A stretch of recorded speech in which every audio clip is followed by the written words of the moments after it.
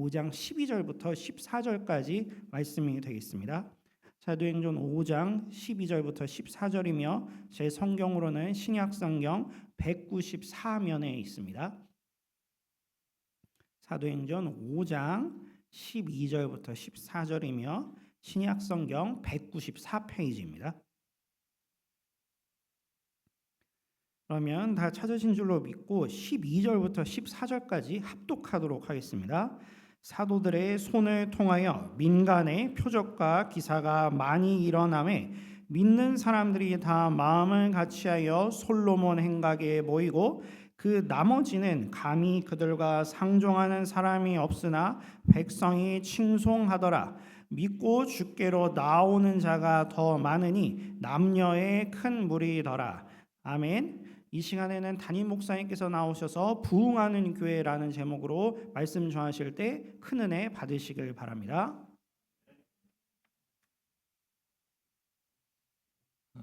오늘 우리가 방금 읽은 본문 말씀을 통해서 우리는 예루살렘 교회 처음 교회에 찾아온 큰 부흥의 모습을 볼 수가 있습니다. 그 부흥의 불길이 얼마나 맹렬했는지 사람의 힘으로 감당하지 못할 위력과 두려움이 있었고 큰 역사가 있었습니다. 이 시간 우리가 부흥의 요소들을 점검하기 전에 먼저 생각해 봐야 할 것은 예루살렘의 처음 교회에 큰 부흥이 오기 전에 어떤 일이 일어났는가 하는 점이에요. 부흥의 선결 과제가 무엇이냐 하는 것입니다. 지난주일과 연관시키지 않을 수가 없는데요. 지난주일에 우리는 처음 교회가 첫 번째 겪은 시험인 아나니아와 삽비라의 거짓말 사건을 통해서 하나님께서는 교회가 성결하고 진실하기를 얼마나 원하시는가 하는 것을 살펴보았습니다. 사탄은 아나니아 부부를 통해서 처음 교회 공동체에 거짓과 속임의 영을 집어넣으려고 했습니다. 여러분, 아무리 교회가 구제하고 봉사하고 선교 사역을 활발하게 펼친다 해도 그 속에 거짓과 속임의 영이 있다고 하면 결국 모든 것이 물거품이 되고 맙니다. 이른바 성령 운동을 한다는 사람들에게 조금은 아쉽게 여기는 것은 대부분 성령을 말하면서 주로 능력 이야기만 한다는 거예요. 그러나 능력보다 더 중요하고 우선시 되어야 하는 것은 성결입니다. 성결함을 잃어버리면 능력이 있어도 소용이 없어요. 있던 능력도 다 잃어버리게 됩니다. 여호수아서에 보면 이스라엘 백성이 요단강을 건너서 가나안 땅에 들어가기 전에 하나님께서 먼저 백성들에게 요구하신 것이 뭐였죠? 성결이었습니다. 여호수아 3장 5절 말씀 보겠습니다. 여호수아가 또 백성에게 이르되 너희는 자신을 성결하게 하라. 여호와께서 내일 너희 가운데에 기이한 일들을 행하시리라.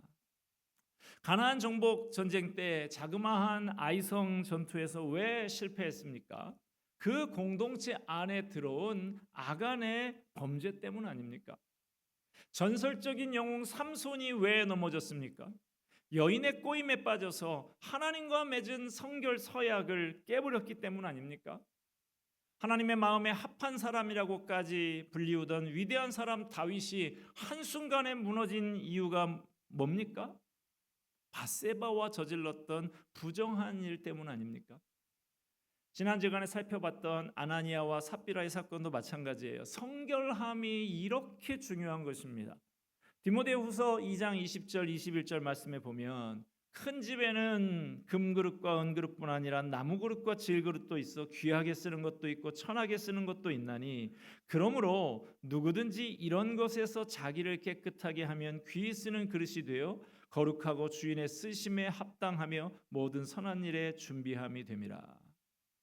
하나님께 귀하게 쓰임받는 그릇은 깨끗한 그릇이라는 것입니다.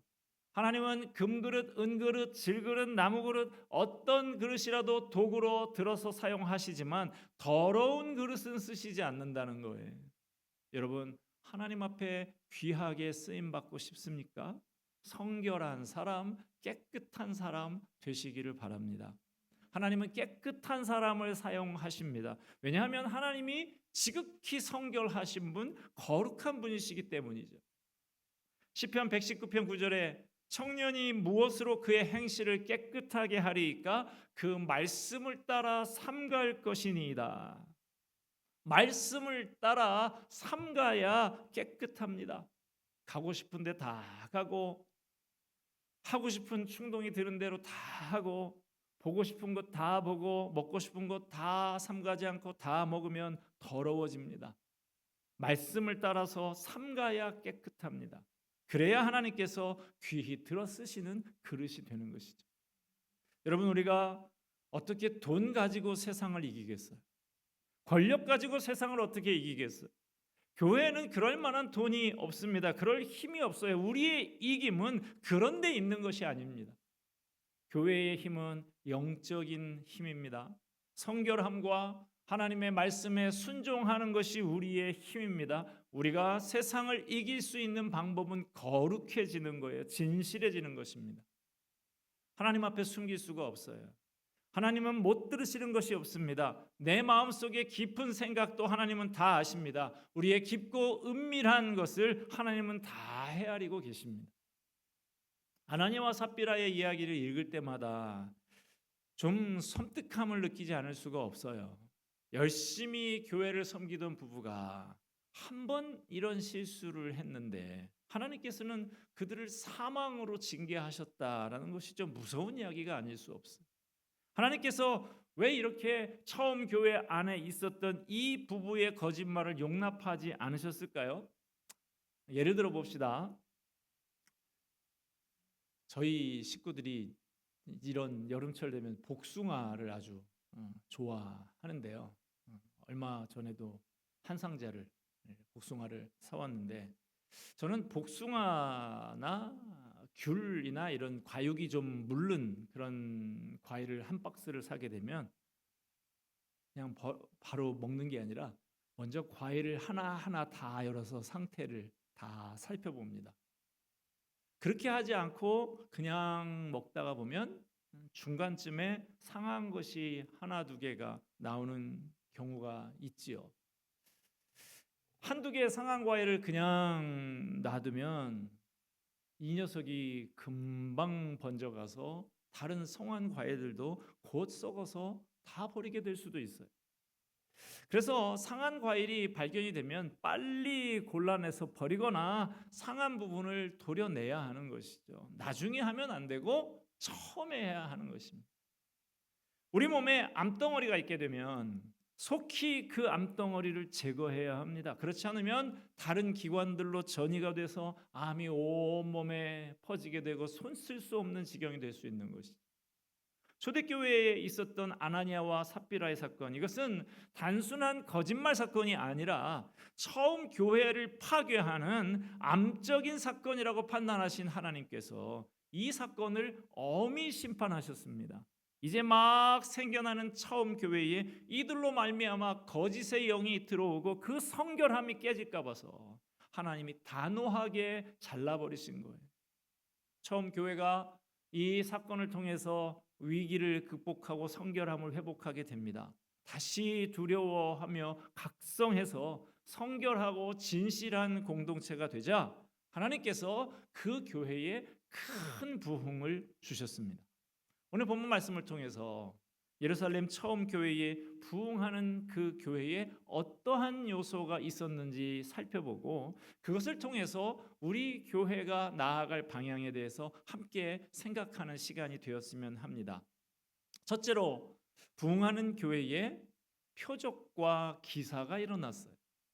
12절 상반절 말씀 보면 사도들의 손을 통하여 민간에 표적과 기사가 많이 일어나매. 표적과 기사, 쉽게 말하자고 하면 기적이 많이 일어났다는 것이죠. 처음 교회 대부흥의 현장에 많은 기적이 일어났다는 거예요. 사도들이 복음을 전하고 병자들에게 손을 얹으니 그들이 낫는 기적이 일어났습니다. 오늘날에도 복음을 전하고 아픈 사람에게 손을 얹고 기도할 때 중한 병이 나서 주님께 돌아오는 신비한 역사가 일어나고 있습니다. 10여 년 전에 우리 교회의 가을 새생명 축제에 강사로 오셨던 백기현 교수님이라고 있으시죠? 공주대학교의 음악교육과 교수님이셨었는데 아마 이제는 은퇴를 하셨을 것 같아요. 이제 70이 넘으셨을 것 같으니까. 서울대학교 성악과를 졸업을 하시고 유학 다녀와서 대전에 있는 모건대학교 교수를 거쳐서 공주대학교에서 가르치셨던 분이셨는데 이분에게 결정적인 핸디캡이 청년 시기 때부터 있었어요. 어린 시절에 사고로 척추를 다치셔서 등이 굽었습니다. 무려 50년이 넘도록 소위 곱사등이 곱추로 평생을 사셨던 분이에요. 그런데 전에 보신 분 알겠지만 지금은 등이 꼿꼿하시잖아요. 55년 굽은 등이 펴졌다. 그 얘기하시더라고요. 수술 받은 거 아닙니다. 기적이 일어났어요. 예전에 오셔서 하나님을 찬양하면서 그 일을 간증해 주셨던 기억이 납니다. 여러분, 이런 일들이 우리 교회에서도 일어날 수가 있습니다. 몸과 마음이 아파서 고통당하는 사람들, 그 아픔을 여러분의 것으로 여기고 눈물로 기도해 보세요. 주님께서 우리를 주님의 도구로 사용하셔서 놀라운 일을 일으킬 것입니다. 병든 자가 낫게 되는 것만이 기적은 아닙니다. 정말로 변화될 것 같지 않던 사람, 절대로 예수 믿을 것 같지 않던 사람이 예수님을 믿고 변화되는 것도 기적이에요. 저와 여러분을 보고 우리 교회의 모습을 보고 세상에 믿지 않았던 사람들이 주님께로 돌아온다면 그것이 또한 기적인 것이죠. 육곽대학을 빌려드립니다라는 이런 책이 있는데요. 이 책을 쓴 최영환 씨는 부산 영도 출신인데 저 포항에 있는 한동대학교에서 문화와 커뮤니케이션을 전공하고 장교로 군에 입대를 했습니다. 저 최전방 15사단 보름달 사단 우리가 보통 그렇게 부르는 그 산꼭대기에서 군 생활을 하는 동안에 군에서 보급으로 주는 우유, 그 우유곽 있잖아요. 그것을 편지지로 삼아 가지고 제가 만든 대학의 교수님이 되어 주십시오라는 부탁을 적은 제안서를 그 우유곽에다가 써 가지고 사회 각계의 최고의 전문가들에게 보냈어요. 놀라운 일이 벌어지는데 그 진정성에 공감한 세계적인 명사들에게서 응답이 오기 시작을 했습니다. 전역 후에 그 세계적인 명사들과 국내에서 6개월, 해외에서 4개월 동안 세계를 돌아다니면서 인터뷰를 하는 일이 생겼고 그거를 책으로 엮어서 나를 움직이는 최고의 명강의라고 하는 자기 개발서를 출간을 합니다. 그 후에 항공료만 달랑 들고서 미국 뉴욕에 건너가서 남의 신혼부부 집에 얹혀서 살면서 기도하는 중에 성경에 나오는 겨자씨 비유 거기에서 착안한 비영리 회사 M3라고 하는 회사를 설립하고 미국과 유럽의 문화예술인들과 지식인들을 네트워킹을 해서 아프리카를 돕는 일을 합니다. 크리스천 예술가들과 함께 아프리카 무슬림 마을에 가서 아이들에게 찬송가 연주를 들려주면서 이 음악을 듣고 연상되는 그림을 너희들 마음껏 한번 그려봐라. 상상력을 발휘해서 그려봐라. 그랬더니 놀랍게도 천사가 날개를 치고 있고 뒤에 십자가가 있는 그림을 여러 명이 그리더라는 것이죠.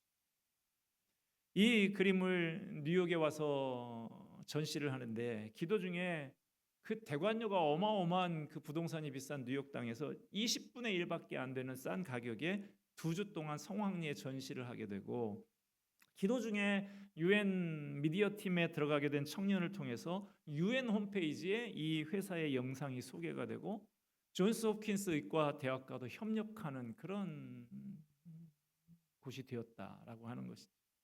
지금도 세상에는 기적이 만들어지고 있습니다. 자, 이런 기적을 방금 읽은 본문에 표적이라고 하죠. 표적. 표적이 무슨 뜻이냐 하면 토큰이라는 뜻이에요. 요즘에 젊은 사람들에게 토큰이 뭐냐 이렇게 물으면 아마 AI 대용량 언어 모델이 언어를 읽고 쓰기 위해서 사용하는 작은 조각의 단위를 토큰이라고 하죠. 그것 따라서 과금이 되고 그러죠. 뭐 이렇게 말할 것 같은데, 그런데 제가 학교를 다닐 때 청소년기쯤에 토큰은 뭐냐면, 요즘 젊은 친구들은 잘 모를 수도 있어요. 상평 통보처럼 생긴 거 있습니다. 동그란 동전에 구멍 가운데 딱 뚫린 거. 버스 탈 때 현금 대신에 내는 그 작은 동전 모양의 쇠붙이, 요걸 토큰이라고 불렀습니다. 그걸 왜 토큰이라고 부르냐 하면, 토큰이라고 하는 영어 단어의 뜻은 증표, 표식, 대신하는 것, 이런 뜻이에요. 차를 탈 때 내는 토큰은 화폐가 아니죠. 요금을 지불했다라고 하는 증표, 표식인 것이죠. 토큰은 쇠붙이에 불과하고 그 자체로 가치가 있는 것은 아닙니다만은, 그것이 요금을 지불했다는 표적으로서 의미가 있고 가치가 있는 것이죠. 마찬가지예요. 기적이 일어나는데 그 자체보다 그것이 표적이다, 토큰이다라는 것이 중요하다는 것입니다. 기적이 일어나도 그 현장에 있던 사람이 주목을 받고 스타가 된다고 하면 그건 표적이 아니에요. 아무 의미가 없는 것입니다. 기적을 통해서 하나님의 능력이 드러나고 하나님의 영광이 드러나고 하나님의 사랑이 드러나야 그 기적이 의미가 있고 가치가 있는 것이죠. 그 기적을 통해서 살아갈 의욕을 잃고 방황하면서 고통하던 사람들이 주님께로 돌아오는 일이 일어날 때 그 기적은 표적이 되는 것입니다. 우리는 기적을 만드는 사람들입니다. 우리를 통해서 우리의 가정, 우리의 일터, 우리가 살고 있는 지역 사회에 아름다운 기적들이 일어나고, 그것을 통해서 사람들이 주님의 능력, 주님의 사랑, 그것을 발견하고 주님께 돌아오는 놀라운 일들이 일어나게 되기를 주님의 이름으로 축복합니다. 둘째로, 부흥하는 교회는 마음을 같이 했다 그랬습니다. 12절 다시 봅니다.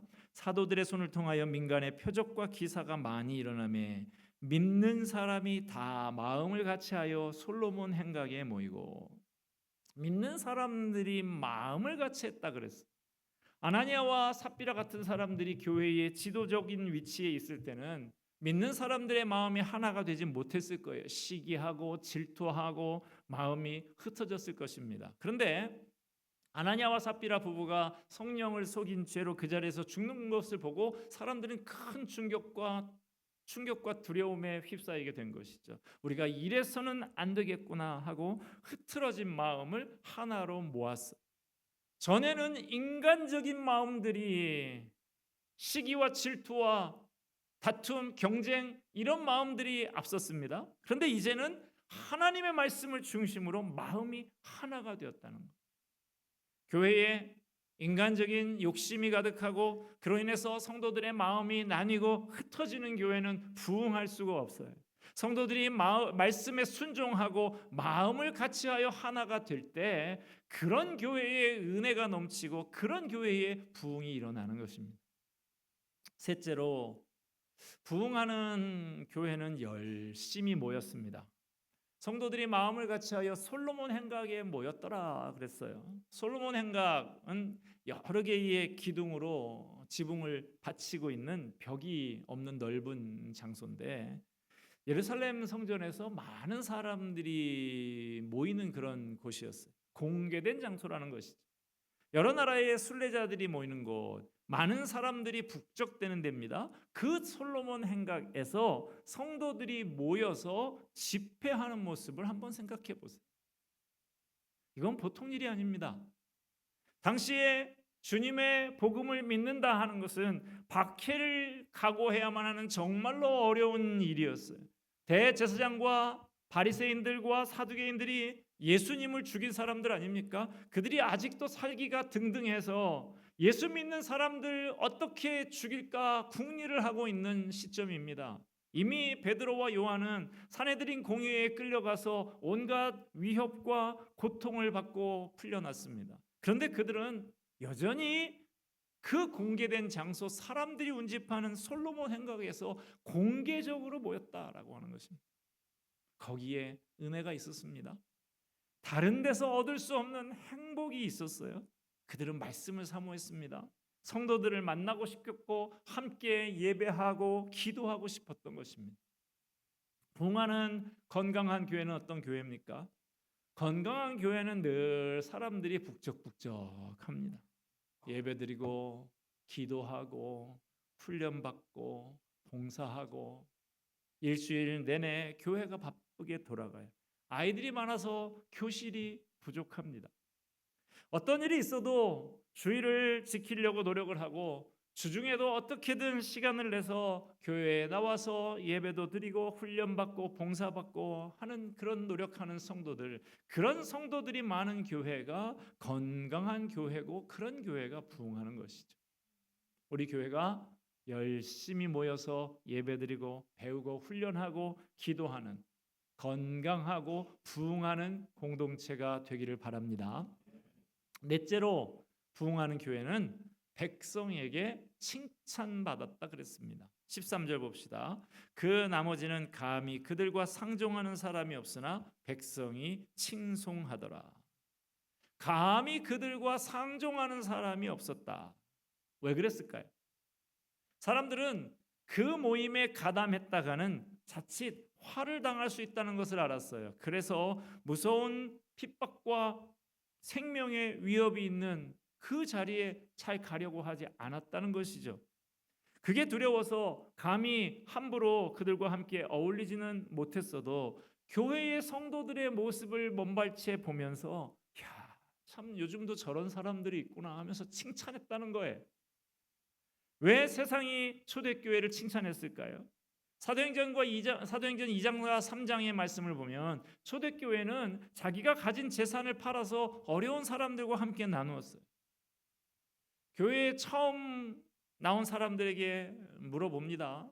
당신은 어떻게 교회 나오게 되셨냐고. 성경을 읽고 듣고 이게 진리라고 깨달아서 나왔습니까? 물어보면 대부분은 그렇다고 대답하지 않습니다. 대개는 처음에 믿지 않던 사람이 교회를 나오는 것은 친구 따라 나옵니다. 친구 따라 강남만 가는 게 아니라 교회도 나옵니다. 내 친구가 교회를 다니는데요. 그 애가 원래 교회 다닐 만한 사람이 아니에요. 개차반이었어요. 그런데 어느 날 그 친구가 교회를 나간다고 하더니 사람이 완전히 바뀌는 거예요. 그걸 보고 나도 교회 한번 나가봐야 되겠다 마음을 먹고 오게 됐습니다. 친구 따라서 교회를 온 사람들이 많습니다. 전도는 말로만 하는 게 아니에요. 삶으로 전도하는 것이죠. 삶이 전도지가 되는 것이죠. 요즘 전도하기가 참 어렵다고들 합니다. 이유가 뭡니까? 안타깝게도 한국 사회에 칭찬을 받지 못하는 교회와 교인들이 많아져서 그런 것이죠. 세상 사람들은 교회와 성도들의 모습을 예의주시하고 있습니다. 세상 사람들은 교리 때문에 교회 나오지 않아요. 교회가 세상의 그 어떤 단체와 달리 정말로 소금과 빛의 역할을 감당하고 있다고 생각이 되면 전도하기가 쉬워지는 것이죠. 14절 말씀 봅시다. 믿고 주께로 나오는 자가 더 많으니 남녀의 큰 무리더라. 말씀을 맺습니다. 처음 교회에 큰 부흥이 있었다는 거예요. 부흥이 오기 전에 교회의 선결 과제가 무엇이었습니까? 성결함과 진실함이었습니다. 부흥하는 교회는 표적과 기사가 일어났습니다. 마음을 같이 했습니다. 열심히 모였습니다. 백성들에게 칭찬을 받았습니다. 우리 성도교회가 부흥하는 교회이기를 원합니다. 그러려면 먼저 성결함과 진실함을 회복하는 교회가 되어야 하겠습니다. 우리 성도교회에 표적과 기사가 일어나기를 바랍니다. 마음을 같이 하는 교회이기를 바랍니다. 열심히 모이기를 바랍니다. 백성들에게 칭찬받는 교회가 되기를 바랍니다. 그리할 때 하나님께서 큰 부흥을 우리에게 일으켜 주실 줄로 믿습니다. 기도하겠습니다. 은혜와 사랑이 풍성하신 하나님 아버지, 성결함과 진실함을 회복하는 교회가 되게 하여 주시옵소서.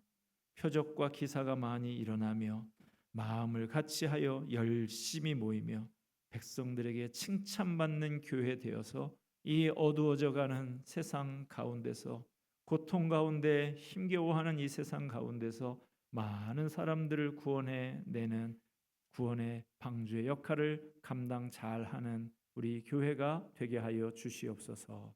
예수 그리스도의 이름으로 기도하옵나이다. 아멘.